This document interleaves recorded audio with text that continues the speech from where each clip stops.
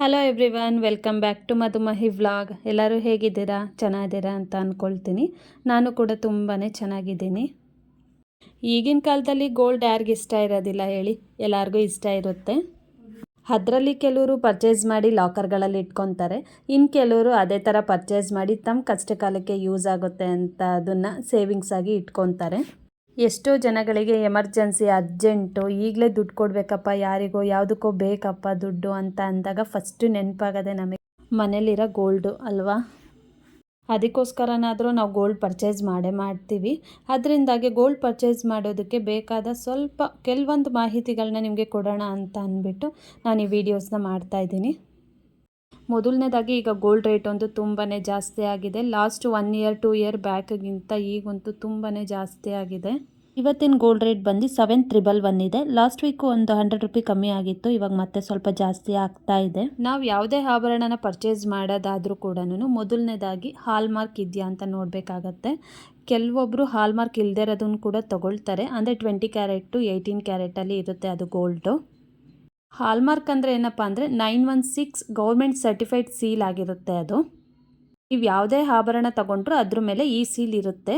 ಈ ಸೀಲ್ ಇದ್ದರೆ ಏನಂದರೆ ನಿಮಗೆ ನೆಕ್ಸ್ಟ್ ಫ್ಯೂಚರಿಗೆ ನೀವು ಅದನ್ನು ಸೇಲ್ ಮಾಡ್ತೀರಾ ಅಥವಾ ಬೇರೆ ಎಕ್ಸ್ಚೇಂಜ್ ಮಾಡ್ತೀರಾ ಅನ್ನೋದಾದರೆ ಅವತ್ತು ಏನು ಗೋಲ್ಡ್ ರೇಟ್ ಇರುತ್ತೆ ಆ ರೇಟೇ ನಿಮಗೆ ಅವತ್ತಿನ ದಿವಸ ಸಿಗುತ್ತೆ. ಅದರಿಂದಾಗೇ ಗೌರ್ಮೆಂಟ್ ಸರ್ಟಿಫೈಡ್ ಸೀಲ್ ಅಂತ ಅಂದ್ಬಿಟ್ಟು ಅದನ್ನು ಹಾಕ್ತಾರೆ ಹಾಲ್ಮಾರ್ಕ್ ಅಂತ. ಹಾಲ್ಮಾರ್ಕ್ ಇಲ್ಲದೇನೂ ನೀವು ಗೋಲ್ಡನ್ನ ಪರ್ಚೇಸ್ ಮಾಡ್ಬೋದು. ಅದೇನಂದರೆ 20 ಕ್ಯಾರೆಟು 18 ಕ್ಯಾರೆಟಲ್ಲಿ ಇರುತ್ತೆ ಗೋಲ್ಡ್ ನಿಮಗೆ ಪ್ಯೂರಿಟಿ ಬಂದು. ಅದನ್ನು ಪರ್ಚೇಸ್ ಮಾಡಿದ್ರೆ ಮುಂದಕ್ಕೆ ಫ್ಯೂಚರಿಗೆ ಏನಾರು ಪ್ರಾಬ್ಲಮ್ ಇದೆಯಾ ಅಂದರೆ ಏನೂ ಪ್ರಾಬ್ಲಮ್ ಇಲ್ಲ. ಏನಂದರೆ ನೀವು ಅದನ್ನು ಪರ್ಚೇಸ್ ಮಾಡಿದಾಗ ನೆಕ್ಸ್ಟ್ ಫ್ಯೂಚರಲ್ಲಿ ಏನಾದ್ರು ಎಕ್ಸ್ಚೇಂಜ್ ಮಾಡಿ ನಾವು ಬೇರೆ ಏನಾದ್ರು ಗೋಲ್ಡ್ ತೊಗೊಳ್ತೀವಿ ಅಂತ ಅಂದಾಗ ಅವತ್ತಿನ ವ್ಯಾಲ್ಯೂ ಏನಿರುತ್ತೆ ಅದರಲ್ಲಿ 80% ಕ್ಯಾಲ್ಕುಲೇಷನ್ ಮಾಡ್ತಾರೆ. ಯಾಕಂದರೆ ನಿಮ್ಮದು ಗೋಲ್ಡೇ ಬಂದು 80% ಇರುತ್ತೆ. ಅದರಿಂದಾಗಿ ಅವರು ಕೂಡ 80% ಕ್ಯಾಲ್ಕುಲೇಷನ್ ಮಾಡ್ತಾರೆ. ಇದು ಹಾಲ್ಮಾರ್ಕ್ ಗೋಲ್ಡ್ ತೊಗೊಂಡ್ರೆ ಹಾಗಲ್ಲ. ಹಾಲ್ಮಾರ್ಕ್ ಸೀಲ್ ಇದ್ದರೆ ಸಾಕು. ನಿಮ್ದು ಅವತ್ತಿನ ಗೋಲ್ಡ್ ರೇಟ್ ಏನಿದೆ ಆ ಗೋಲ್ಡ್ ರೇಟ್ ಇಂಟು ಈ ವೆಯ್ಟ್, ನಿಮ್ಮದು ಗೋಲ್ಡ್ ವೆಯ್ಟ್ ಏನಿದೆ ಆ ವೆಯ್ಟ್ ಇಂಟು ರೇಟು ಕೊಡ್ತಾರೆ. ನಾನೇನು ಹಾಲ್ಮಾರ್ಕ್ ಗೋಲ್ಡ್ ಅಂತ ಹೇಳ್ತಾ ಇದ್ದೀನಿ ಅದು ಕೂಡ ಪ್ಯೂರ್ ಗೋಲ್ಡ್ ಬರೋದಿಲ್ಲ. ಅದು 91.6 ಟಚ್ಚೇ ಇರೋದು. ಯಾಕಂದರೆ ಫುಲ್ ಪ್ಯೂರ್ ಗೋಲ್ಡ್ ಏನಿದೆ ಅಪರಂಜಿಯಲ್ಲಿ ಅದರಲ್ಲಿ ಆಭರಣಗಳನ್ನ ತಯಾರಿಸೋಕ್ಕಾಗೋದಿಲ್ಲ. ಪ್ಯೂರ್ ಗೋಲ್ಡ್ ಅಂದರೆ ಅಪರಂಜಿಯಲ್ಲಿ ಯಾಕೆ ಆಭರಣಗಳನ್ನ ತಯಾರಿಸೋಕ್ಕಾಗೋದಿಲ್ಲ ಅಂತಂದರೆ ಅದು ತುಂಬಾ ಸಾಫ್ಟಾಗಿರುತ್ತೆ. ಅದರಿಂದಾಗಿ ಯಾವುದೇ ಥರದ ಡಿಸೈನ್ಗಳಾಗಲಿ ವರ್ಕ್ ಆಗಲಿ ಮಾಡೋದಕ್ಕಾಗೋದಿಲ್ಲ. ಅದರಿಂದಾಗಿ ಅದನ್ನು ಕಾಯಿನ್ ರೂಪದಲ್ಲಿ 24 ಕ್ಯಾರೆಟ್ ರೂಪದಲ್ಲಿ ಮಾರಾಟಕ್ಕೆ ಇಡ್ತಾರೆ. ಅದರಿಂದಾಗಿಯೇ ಪ್ಯೂರ್ ಗೋಲ್ಡಿಗೆ ಸ್ವಲ್ಪ ಕಾಪರ್ ಮಿಕ್ಸ್ ಮಾಡಿ 91.6 ಟಚ್ ಬರೋ ಥರ ಮಾಡಿ ಅದರಲ್ಲಿ ಈ ಆಭರಣಗಳನ್ನೆಲ್ಲ ತಯಾರಿಸ್ತಾರೆ. ಕ್ಯಾರೆಟ್ ವೈಸ್ ಹೋದರೆ ಇದು 91.6 ಯಾವ ಕ್ಯಾರೆಟ್ ಇರುತ್ತೆ ಅನ್ನೋದಾದರೆ 22 ಕ್ಯಾರೆಟೇ ಇರುತ್ತೆ. ಅದು ಬರೀ 22 ಕ್ಯಾರೆಟ್ ಇಲ್ಲದೆ ಸಾಲದು, ಅದು ಕೂಡ 91.6 ಪ್ಯೂರಿಟಿ ಬಂದರೆ ಮಾತ್ರ ಗೌರ್ಮೆಂಟ್ ಸರ್ಟಿಫೈಡ್ ಸೀಲ್ ಏನಿದೆ ಹಾಲ್ಮಾರ್ಕ್ ಅಂತ ಅದು ಆಗೋದು. ನಿಮಗೆ ಒಡವೆಗಳು ಯಾವುದು ಬೇಡ, ಬರೀ ನಾನು ಸೇವಿಂಗ್ಸ್ ಅಷ್ಟೇ ಮಾಡೋದು ಅನ್ನೋದಾದರೆ 24 ಕ್ಯಾರೆಟ್ ಗೋಲ್ಡ್ ಕಾಯಿನ್ಗಳು ಕೂಡ ಸಿಗುತ್ತೆ. ಅದನ್ನು ಕೂಡ ಸೇವ್ ಮಾಡಿ ಇಟ್ಕೋಬೋದು ನೀವು. ಅದು ಕೂಡ ಅವತ್ತಿನ ರೇಟ್ ಏನಿದೆ ಅದೇ ರೇಟಿಗೆ ತಗೊಳ್ತಾರೆ. ಅದು ಯಾಕಂದರೆ ಪ್ಯೂರ್ ಆಗಿರೋದ್ರಿಂದ ಅವತ್ತೇನು ರೇಟ್ ಇರುತ್ತೆ ಅದೇ ರೇಟಿಗೆ ತಗೊಳ್ತಾರೆ.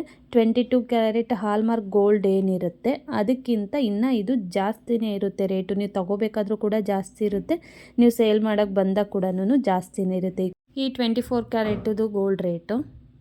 ಇದಿಷ್ಟು ಮಾಹಿತಿ ಬಂದು ನಾವು ಯಾವ ಥರ ಗೋಲ್ಡನ್ನ ಪರ್ಚೇಸ್ ಮಾಡಿದ್ರೆ, ಅಂದರೆ ಯಾವ ಪ್ಯೂರಿಟಿದು ಪರ್ಚೇಸ್ ಮಾಡಿದ್ರೆ ನಮಗೆ ಫ್ಯೂಚರಿಗೆ ಯಾವ ಥರ ಯೂಸ್ ಆಗುತ್ತೆ ಅನ್ನೋದ್ರ ಬಗ್ಗೆ. ಅದಲ್ಲದೆ ನಾವು ಯಾವ ಥರ ಆಭರಣಗಳನ್ನ ಮಾಡಿಸ್ಕೊಳ್ಳೋದಕ್ಕೆ ಎಷ್ಟು ಪ್ಯೂರಿಟಿ ಇದ್ದರೆ ಒಳ್ಳೆಯದು ಅಂತ ನೋಡೋಕ್ಕೆ ಹೋದರೆ ಹಾಲ್ಮಾರ್ಕು ಕೂಡ ಯೂಸ್ ಮಾಡ್ಬೋದು ನಾವು. ಕೆಲವೊಬ್ಬರು ರಫ್ ಆಗಿರ್ತಾರೆ ಮತ್ತು ಹಾರ್ಡ್ ವರ್ಕ್ಗಳು ಮಾಡ್ತಾ ಇರ್ತಾರೆ, ಅಂಥವರಿಗೆಲ್ಲನೂ ಇದು ಹಾಲ್ಮಾರ್ಕ್ ಯೂಸ್ ಆಗೋದಿಲ್ಲಪ್ಪ, ಆವಾಗವಾಗ ಕಟ್ ಆಗ್ತಿರುತ್ತೆ ಅನ್ನೋದಾದರೆ 20 ಕ್ಯಾರೆಟಲ್ಲಿ ಗೋಲ್ಡ್ ಸಿಗುತ್ತೆ. ಅದು ಕೂಡ ನೀವು ಪರ್ಚೇಸ್ ಮಾಡ್ಕೋಬೋದು. ಯಾಕಂದರೆ ಅದು ಸ್ವಲ್ಪ ಹಾರ್ಡ್ ಆಗಿರುತ್ತೆ. ಪರ್ಚೇಸ್ ಮಾಡಬೇಕಾದ್ರೂ ನಿಮಗೆ ಸ್ವಲ್ಪ ಕಮ್ಮಿ ರೇಟಲ್ಲೇ ಸಿಗುತ್ತೆ. ಅದು ಅಂದರೆ ಒಂದು 200-300 ರೂಪೀಸ್ ಡಿಫ್ರೆನ್ಸ್ ಇರುತ್ತೆ ಅಷ್ಟೇನೇ, ಜಾಸ್ತಿ ಏನು ಡಿಫ್ರೆನ್ಸ್ ಬರೋದಿಲ್ಲ. ಮ್ಯಾಕ್ಸಿಮಮ್ ಅಂದರೆ ಒಂದು 300 to 350ವರೆಗೂ ಡಿಫ್ರೆನ್ಸ್ ಇರುತ್ತೆ ಅಷ್ಟೇನೇ, ಜಾಸ್ತಿ ಏನು ಡಿಫ್ರೆನ್ಸ್ ಬರೋದಿಲ್ಲ ಪರ್ ಗ್ರಾಮಿಗೆ. ಡೈಲಿ ಯೂಸ್ ಮಾಡೋದಕ್ಕೆ ಆಭರಣ ಮಾಡಿಸ್ತೀನಿ ಅನ್ನೋದಾದರೆ ಸ್ವಲ್ಪ ಹೆವಿ ವೆಯ್ಟಲ್ಲೇ ಮಾಡಿಸ್ತೀನಿ ನಾನು ಅನ್ನೋದಾದರೆ 91.6 ಹಾಲ್ಮಾರ್ಕ್ ಗೋಲ್ಡೇ ತೊಗೊಳ್ಬೋದು ನೀವು. ಯಾಕಂದರೆ ಅದು ಹೆವಿ ವೆಯ್ಟ್ ಇರೋದ್ರಿಂದ ಸ್ವಲ್ಪ ಗಟ್ಟಿನೂ ಬರುತ್ತೆ. ಕಮ್ಮಿ ತೂಕದಲ್ಲಿ ಮಾಡಿಸೋದಾದರೆ 20 ಕ್ಯಾರೆಟೇ ಬೆಟರು. ಯಾಕಂದರೆ ಲೈಫ್ ಬರುತ್ತೆ ಒಡವೆಗಳೆಲ್ಲನೂ ಅದರಿಂದಾಗಿ. ಅದಲ್ಲದೆ ನೀವು ವೇಸ್ಟೇಜು ಮೇಕಿಂಗ್ ಚಾರ್ಜ್ ಅಂತ ನೋಡೋಕ್ಕೆ ಹೋದರೆ ನಮ್ಮ ಆಗಿನ ಕಾಲದಿಂದನೂ ಇರೋದು ಬಂದು 10 ಗ್ರಾಮಿಗೆ 1 ಗ್ರಾಮ್ ವೇಸ್ಟೇಜ್ ಅಂತಲೇ ಇರೋದು. ಈಗ ಸ್ವಲ್ಪ ಜನ್ರೇಷನ್ ಎಲ್ಲ ಚೇಂಜ್ ಆಗಿರೋದ್ರಿಂದ ಅದು ಸ್ವಲ್ಪ ಚೇಂಜ್ ಆಗಿದೆ. ಒಬ್ಬೊಬ್ಬರು 15%, 12% ಆ ಥರ ತಗೊಳ್ತಾರೆ. ಈಗೆಲ್ಲ ಸ್ವಲ್ಪ ಯೂನಿಕ್ ಕಲೆಕ್ಷನ್ಸ್ಗಳು ಅಂದರೆ ಆ್ಯಂಟಿಕ್ ಕಲೆಕ್ಷನ್ಸು ಆ ಥರ ಎಲ್ಲ ಜಾಸ್ತಿ ಬರ್ತಿರೋದ್ರಿಂದ ವೇಸ್ಟೇಜ್ ಜೊತೆಗೆ ಮಜೂರಿ ಅಂತ ಮೇಕಿಂಗ್ ಚಾರ್ಜಸ್ ಕೂಡ ಹಾಕ್ತಾರೆ. ಒಂದೊಂದು ಕಡೆ ಎರಡು ಕೂಡ ಇರುತ್ತೆ, ಒಂದೊಂದು ಕಡೆ ಬರೀ ವೇಸ್ಟೇಜ್ ಅಷ್ಟೇ ತಗೊಳ್ಳೋದು. ಈ ಆ್ಯಂಟಿಕ್ ಕಲೆಕ್ಷನ್ಸ್ಗೆಲ್ಲ ಮೇಕಿಂಗ್ ಚಾರ್ಜಸ್ ಅಂತ ತಗೊಳ್ತಾರೆ. ಯಾಕಂದರೆ ಈ ಆ್ಯಂಟಿಕ್ ಕಲೆಕ್ಷನ್ಸ್ಗಳಲ್ಲಿ ಸ್ವಲ್ಪ ಡಿಸೈನ್ಸು ತುಂಬಾ ವರ್ಕ್ ಇರುತ್ತೆ, ಅದರಿಂದಾಗಿ ಸ್ವಲ್ಪ ಗೋಲ್ಡು ಸ್ವಲ್ಪ ಜಾಸ್ತಿ ವೇಸ್ಟ್ ಆಗುತ್ತೆ ಅನ್ನೋ ಕಾರಣದಿಂದ ಮೇಕಿಂಗ್ ಚಾರ್ಜಸ್ಸು ಮತ್ತು ವೇಸ್ಟೇಜು ಅನ್ನೋದೆರಡು ಕೂಡ ತಗೊಳ್ತಾರೆ. ಅದ್ರ ಜೊತೆಗೆ ಹಾಗೇ ವ್ಯಾಟ್ ಅಂದರೆ ವ್ಯಾಟ್ 1% ಇತ್ತು ಫಸ್ಟೆಲ್ಲ ಗೋಲ್ಡಿಗೆ, ಈಗ 3% ಆಗಿದೆ. ಆ 3% ಕೂಡ ಆ್ಯಡ್ ಮಾಡ್ತಾರೆ. ತುಂಬ ಜನಗಳ ಸಮಸ್ಯೆ ಇದೇನೆ, ಯಾವ ಪ್ಯೂರಿಟಿ ತೊಗೊಂಡ್ರೆ ನಮ್ಗೆ ಎಷ್ಟು ವರ್ತ್ ಇದೆ ಅನ್ನೋದು ಗೊತ್ತಿಲ್ಲದೇ ಗೋಲ್ಡ್ನ ಪರ್ಚೇಸ್ ಮಾಡಿಬಿಡ್ತೀವಿ. ಇನ್ನು ನೆಕ್ಸ್ಟ್ ಫ್ಯೂಚರಲ್ಲಿ ಮಾರೋಕ್ಕಾಗಲಿ ಫ್ಲೆಜ್ ಮಾಡೋಕ್ಕಾಗಲಿ ಹೋದಾಗ ನಮಗೆ ತುಂಬ ಕಮ್ಮಿ ಸಿಗುತ್ತೆ ಅಮೌಂಟು, ಕಮ್ಮಿ ಪ್ಯೂರಿಟಿ ತಗೊಂಡ್ರೆ.